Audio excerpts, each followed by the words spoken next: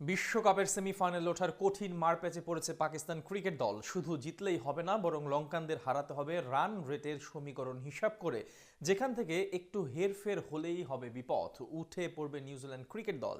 সেমিফাইনালে উঠতে হলে তবে কত রান আর ওভারের ব্যবধানে জিততে হবে সালমান আলী আগাদের, সেটাই জানবো রিপোর্ট।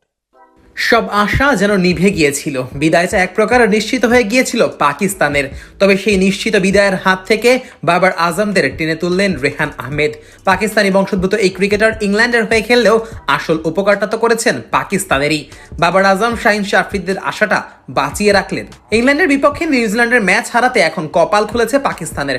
শ্রীলঙ্কার বিপক্ষে জয় পেলেই নিশ্চিত হবে প্লে অফের টিকিট। তবে রয়েছে ছোট্ট এক শর্ত, জয়ের ব্যবধানটাও হতে হবে বিশাল। আর তাহলেই কেবল নিউজিল্যান্ডের সমান পয়েন্ট পাওয়া সত্ত্বেও রান রেটের বিচারে এগিয়ে যাবে সালমান আলী আগার দল। এখন প্রশ্ন হচ্ছে, ব্যবধানটা আসলে কত? 3 ম্যাচ শেষে 1 জয়, 1 পরাজয় এবং 1টি পরিত্যক্ত ম্যাচে নিউজিল্যান্ডের পয়েন্ট এখন 3। Net run rate 1.390।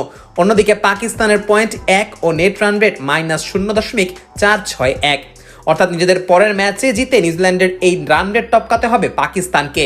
ফলে মোটা দাগে 63 থেকে 65 রানের ব্যবধানে জয় পেলেই সেমিফাইনালে খেলতে পারবে বাবার আজম শাহিন শাহ আফ্রিদিরা। অন্যদিকে পাকিস্তানকে যদি পরে ব্যাট করতে হয়, তাহলে 12 ওভার থেকে 14 ওভারের মধ্যে শ্রীলঙ্কার দেওয়া টার্গেট তাড়া করতে হবে। তবে নির্দিষ্টভাবে সঠিক সমীকরণ পাওয়া যাবে প্রথম ইনিংসের পর। এখন ধরা যাক প্রথম ইনিংসে পাকিস্তান আগে ব্যাট করার সিদ্ধান্ত নিল। সেক্ষেত্রে পাকিস্তান যদি 101 থেকে 148 রানের মধ্যে সংগ্রহ করে, তাহলে অন্তত 63 রানের ব্যবধানে ম্যাচ জিততে হবে।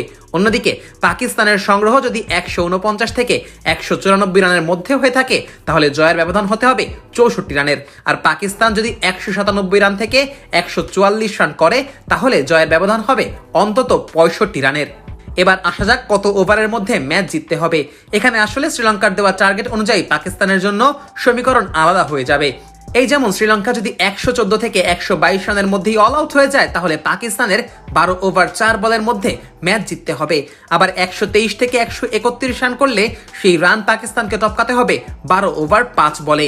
আর যদি শ্রীলঙ্কার সংগ্রহ হয় 132 থেকে 141, তাহলে 13 ওভারের মধ্যে সেই রান তাড়া করতে হবে পাকিস্তানকে। আর 142 থেকে 151 এর মধ্যে শ্রীলঙ্কার রান থাকলে পাকিস্তানকে সেই রান করতে হবে 13 ওভার 1 বলে।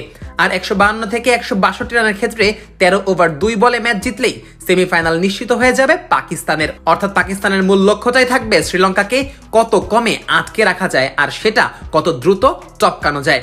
এক প্রকার হারা ম্যাচ থেকে পাকিস্তানের পক্ষে ফলাফল আশায় নিজেদের কিছুটা ভাগ্যবান ভাবতেই পারে বাবার আজমরা। শেষ পর্যন্ত পাকিস্তান তাতে সফল হয় কিনা, তার জন্য অপেক্ষা করতে হবে শ্রীলঙ্কার বিপক্ষে ম্যাচ পর্যন্ত।